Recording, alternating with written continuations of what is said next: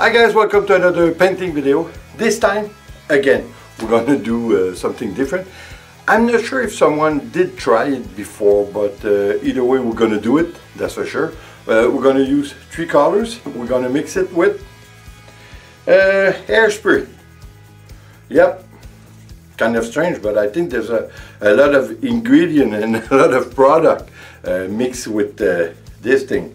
So we'll see what happens. I think it's always interesting to try new things, and I think that like I think we proved a lot of times before, it's almost impossible to go wrong with pouring or flip cup or whatever, you know.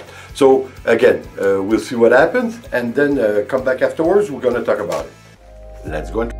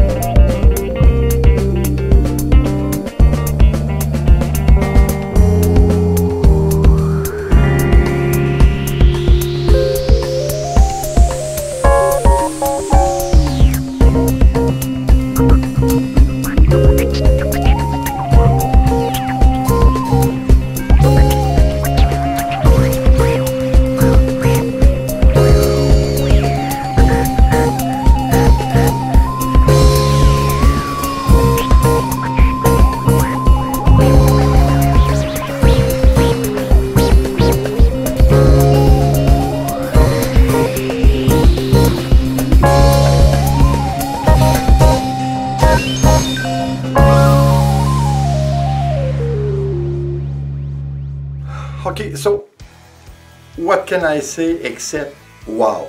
I think the result is great.